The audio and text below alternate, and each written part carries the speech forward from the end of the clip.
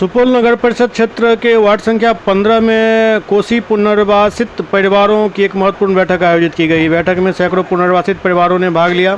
समाजसेवी लव यादव की मौजूदगी में हुई इस बैठक का मुख्य उद्देश्य नगर परिषद द्वारा पुनर्वास में बसे कोसी विस्थापित परिवारों से होल्डिंग टैक्स वसूली का विरोध करना और उन्हें सरकारी आवास योजना का लाभ दिलाने की मांग उठाना था। बैठक को संबोधित करते हुए समाजसेवी लव यादव ने कहा कि कोसी तटबंध निर्माण के दौरान विस्थापित हुए परिवारों को सरकार ने पुनर्वास में बसाया था, लेकिन आज तक उन्हें उस ज़मीन का मालिकाना हक नहीं दिया गया। उन्होंने कहा कि स्वामित्व नहीं मिलने के कारण हजारों परिवार प्रधानमंत्री आवास योजना से एवं अन्य सरकारी योजनाओं का लाभ लेने से वंचित हैं। उन्होंने यह भी आरोप लगाया कि इस वर्ष नगर परिषद की ओर से पुनर्वासित परिवारों को होल्डिंग टैक्स जमा करने के लिए नोटिस जारी किया गया है, जिससे लोगों में भारी नाराजगी है। उसको संचालित करने का काम करेंगे रमेश बाबू। और साथ ही मैं यह कहना चाहता हूँ, होल्डिंग टैक्स यह जमीन जो है एक तरफ अलाउड है, एक तरफ सेलेक्ट है, तो दोनों में कौन तरह की जमीन हम लोगों को प्राप्त है इसकी मायना किया जाए।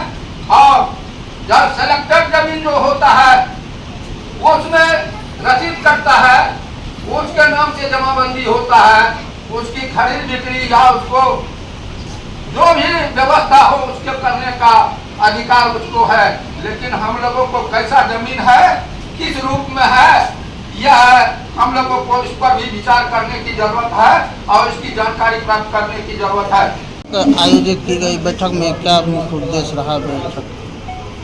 आज जो नगर परिषद के जो पुनर्वासित परिवार हैं उसके द्वारा जो है नगर परिषद के द्वारा होल्डिंग टैक्स लिया जा रहा है, जो कि आज तक जो है नगर परिषद के द्वारा होल्डिंग टैक्स कभी नहीं लिया गया है। और कोसी प्राधिकार में ऐसा बैलोज में है कि जो कोसी पीड़ित है, बाढ़ ग्रसित लोग हैं, उन्हें कभी भी टैक्स कोई प्रकार का नहीं लिया जा सकता है। तो ऐसे में नगर परिषद के द्वारा होल्डिंग टैक्स लिया जा रहा है और जो भी नगर परिषद का मूलभूत सुविधा है इन लोगों तक नहीं पहुंच पाता है।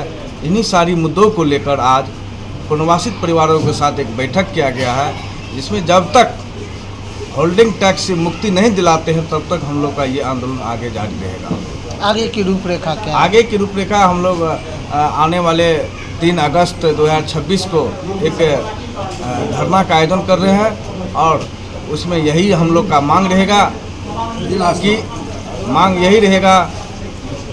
कि नगर परिषद के द्वारा जो होल्डिंग टैक्स लिया जा रहा है उनको हटाया जाए और नगर परिषद से जो मूलभूत सुविधा है उनको उपलब्ध कराया जाए। यदि उसमें धरना के माध्यम से नहीं मानते हैं तो आगे भी हम लोग इनके लिए आंदोलन आज पहला बैठक किया, जनता के द्वारा आपको क्या आश्वासन दिया गया है? जनता यहाँ के लोग बहुत ज़्यादा पीड़ित हैं और कोसी से वैसे पीड़ित लोग हैं और यहाँ कोसी से निकल के यहाँ पुनर्वास में आके रहते हैं और पुनर्वास में रहने के बावजूद, पीड़ित होने के बावजूद नगर परिषद के द्वारा जो होल्डिंग टैक्स लिया जा रहा है तो और इन्हें प्रताड़ित किया जा रहा है।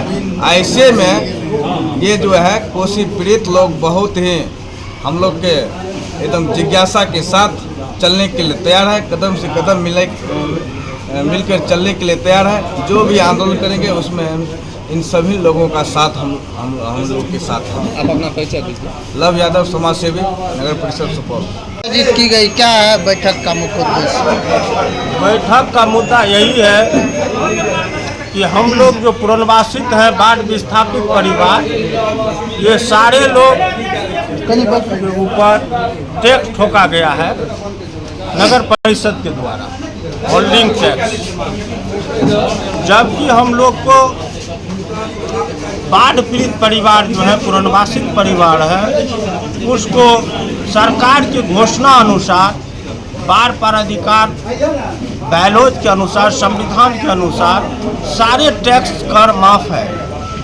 हम लोग को गांव के डी के ज़मीन के आधा ज़मीन यहाँ बसने के लिए दिया गया था और हमारे ज़मीन में मुक्त रूप से सरकार पानी बहा रही है और हम के ऊपर टैक्स और कर ठोक करके वसूली भी जबरन करना चाहती है। अगर वह कर लेना चाहता है, टैक्स लेना चाहता है, हम देने के लिए तैयार हैं, लेकिन यहाँ की ज़मीन का जो है जो हम लोग को रसीद दो, मालिकाना हक दो और हमको मालिकाना हक मिलेगा तो हम टैक्स भी देने के लिए तैयार हैं। इन्हीं मुद्दा को लेकर के आज हम लोग बैठक बुलाए हैं और इसका रणनीति आज तैयार हो रही है और ये बड़े रूप में आंदोलन हम लोग आगे करने का भी काम करेंगे।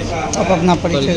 विनोद कुमार यादव, बलवा पुरनवास, वार्ड नंबर 1 सुपौल। ये तो आप खुद देख लीजिए कि वहाँ पर नगर परिषद सुपौल के द्वारा मेरे आने के बाद या मेरे आने से पहले भी बहुत सारा विकासात्मक कार्य वहाँ हुआ है। सड़क बनी हुई है, नाला बना हुआ है, रोशनी की व्यवस्था है, प्रतिदिन वहाँ पर साफ़ सफाई की बात होती है। इसीलिए कहीं ऐसा नहीं कि नगर परिषद का वो पार्ट है, पुनर्वास भी है तो नगर परिषद का पार्ट है। पुनर्वास में जो विस्थापित लोग हैं वो भी नगर परिषद के वोटर हैं, नगर परिषद के अंग हैं। इसीलिए जो नगर परिषद का रूल रेगुलेशन है वो उनको भी फॉलो करना होता है, उनको भी है। मैं भी कल देखा था ये न्यूज़ की संपत्ति कर पर एक ऐसे आंदोलन की बात हो रही है। इसमें हम आपके माध्यम से, आपके चैनल के माध्यम से बताना चाहते हैं कि बिहार नगर पालिका संपत्ति कर निर्धारण, संग्रहण और वसूली नियमावली 2013 बना हुआ है। इसमें इसका जो पहला 1.2 पॉइंट है वो हम आपको अभी दे भी देते हैं कि इस कानून का जो विस्तार है वह सिर्फ सैनिक छावनी या सैनिक क्षेत्र को छोड़कर समस्त बिहार राज्य होगा। पूरे बिहार राज्य में अगर कहीं पर कोई सैनिक का छावनी है भारतीय सेना का तो वो एग्जेम्प्टेड है, उसको कोई टैक्स नहीं देना है। बाकी इस संपत्ति कर के दायरे में सभी लोग आते हैं।